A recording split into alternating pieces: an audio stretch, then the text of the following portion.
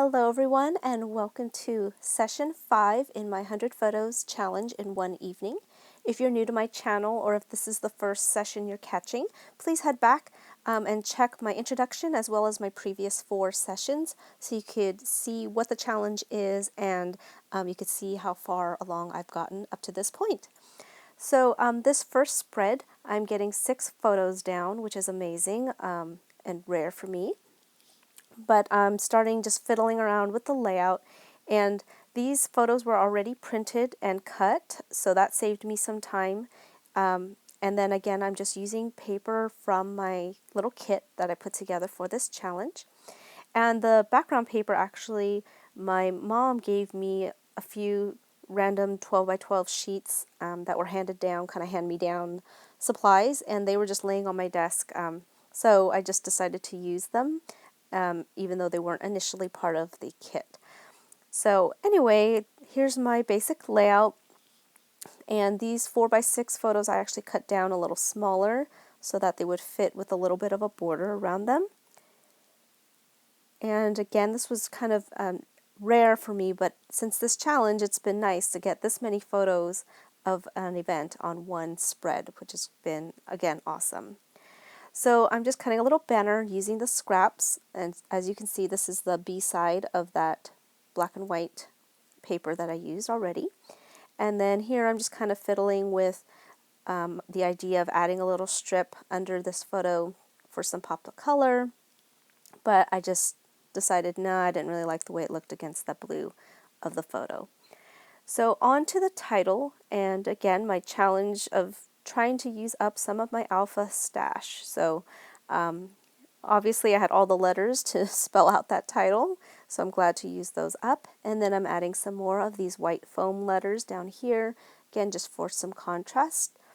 And then these numbers have not been touched. As you can see, it's a brand new kind of sheet, so I was happy to use them up, and they were a contrasting color as well.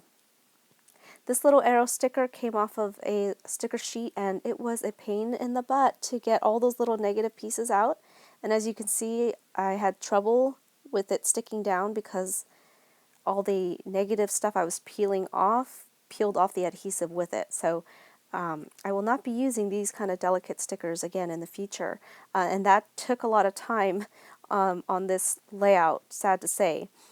But anyways, I was just happy to use it up because I've had that sticker for a while. And again, I'm using more alpha stickers, as you saw there, to spell out the word Monterey. And then these are a few word stickers I had that were in the kit. And so I'm just kind of going by color again. So I chose those first 2 because they had this yellow. That word awesome has the red in it. And then this final sticker had the word amazing in the right color blue. And again, I just made like a little diagonal, not triangle, but just something diagonal to draw your eye. So here's the stats of this layout. I have 6 photos. It took me 27 minutes, and overall it was my 13th layout of this challenge. So on to the next one for this session. This one also has 6 photos, and this one, these photos were taken in different places and even in different years.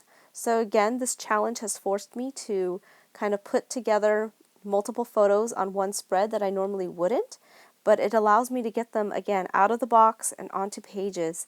And so in this particular case, the common theme here is these were family vacations. So that's going to be kind of my title. It will be my title for this spread. So again, just gives you an idea of a different way to scrapbook your photos. It doesn't have to be in chronological order. You don't have to keep things, only the photos that you took together on that same day together, you know, things like that. Don't give yourself so many strict rules. So anyways, here I'm just combining some designer paper, and I used that brown and tan as a matte just because I wanted to use it up and give a little bit of contrast between that busy background paper. And then now I'm just adding some labels to just journal where each one was and then the year. And that's how I'm going to differentiate the photos so that you know that these were not all at the same time or the same place. So again, very simple way to add embellishment, but functional embellishment as well as kind of basic journaling. So like I said, this one has 2009 photos and 2010. And surprisingly, I didn't have that many more photos printed. I think these were printed for me from my mom's camera or from my dad's camera or something, because I normally vacations I have a ton of photos, but in this case I only had these. So anyway, so now I'm just embellishing a little bit more. Use my what do you call those? Enameled arrow sticker, and then I just decided to add this little orange strip. It actually came off of the 12 by 12 designer sheet, and I just wanted something to break up all the busyness and to kind of ground the layout. And that finishes this second one. This one only took me 18 minutes and I got 6 more photos down. So on to the third layout for this session, and this one was a fun one.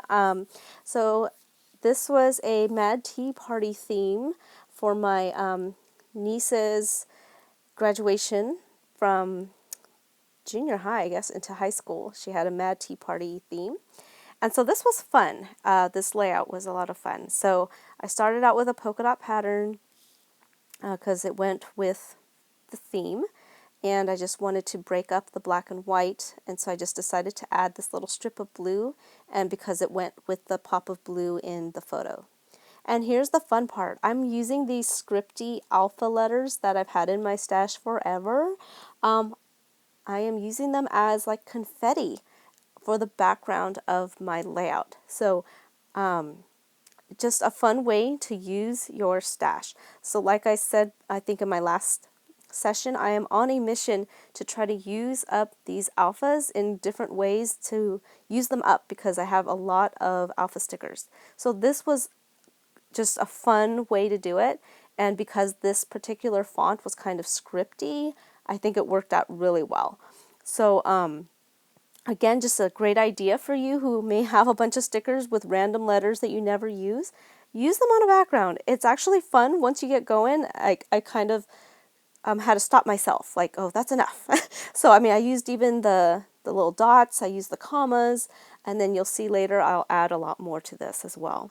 So again, just a fun, different way to make a background and to use your stash. And it was quick as well. So here I'm going to spell out the title, and because it's a Mad Tea Party, I'm going to mix up the capital and lowercase letters, and I made it all kind of up and down just to go with the theme. And again, another arrow sticker here in the color to kind of bring your eye there. And then I had these enameled arrows, so added them to the background in all different directions. And then I had this question marks, and hey, I'm going to add those to the background as well, because I hardly ever use question marks in my layout. So same with these little brackets. So you can see how this background and this kind of theme lends itself to this, but it's just another fun way to use up what you have. So now I'm just adding some enameled dots for pops of color, and just again to make it look more like confetti. And then now I'm just going to add the year on the bottom here. And one more arrow to finish it off and draw your eye down to the bottom. And so that's my third layout. I got 5 more photos down, and that one took me 23 minutes. And surprise, surprise, I got one more layout done in this session. So this one is actually a postcard. It's not a photo. So I'm going to make it a tip-in. So I'll show you how I did that really quick. And this layout went together really, again, really quickly. But these photos I've had in my box. I've been wanting to put them on a layout for a long time, but I only have 2 of them. But this layout went together really well. So to make the tip-in, I'm just going to use washi tape and just tape the one side of the postcard, and I just double up my washi tape. I just put one on top of the other, and I just press down to crease it, and now it's a tip-in. And so that's a very simple way to scrapbook these type of postcards that you may have that you want to preserve the writing on the back. So I cut down that designer paper in a square to center it, and now I'm just adding my pen border to outline the layout. And again, more alpha stickers I'm trying to use up. So I liked the soft green here. I think it went well, so I just spelled congrats. And then I decided to cut some of these hearts out, excuse me, from the designer paper to make embellishments. And this first one I cut out, I thought, oh, I'll use my black pen and trace over it to give it a sketchy look. And after I did that, I did not like it. So I cut 2 more hearts out and I just left them alone. But then I decided, oh, I want to pop these up. So I just grabbed really quickly my pop or 3-dimensional tape and I just popped those up as embellishments. And I like the way that looks. It's kind of subtle. It kind of looks like it's popping off of the paper. So the second one, I didn't know where to put it yet because I wanted to put my title there. So again, look, a brand new alpha sheet that I actually changed the color myself. I embossed them with gold embossing powder so that I could have gold letters because I did not like the color they were initially. And so I'm finally using them. And so I'm just going to spell out their names. And then I wanted to add some more washi since I had it, but I initially was going to add it here, but you'll see I changed my mind. I didn't like the way that looked. So now, too random there. I don't know why I did it vertically. So I tore it so that it was a little bit smaller and I added it to the top, and I like that much better. And then I believe now I know where I want that heart to be. So I put the dimensional adhesive on the back and then popped it up there on the corner. And then I'm going to use these foam numbers to put the year here in the bottom. Finally using these these numbers as well, which have not been touched. And then just for, again, to draw your eye and to balance the black and white, I decided to add a small strip of that washi down here at the bottom as well. And that will finish this 4th layout in this 5th session. And so this one came together in 14 minutes and it was 2 more photos down. So here are my grand total so far for this challenge. I have done 66 photos and I have used up 5¼ hours. So I have a ways to go. I don't think I'm going to hit the 100, but let's see how far I get in my next session. Stay tuned. Bye.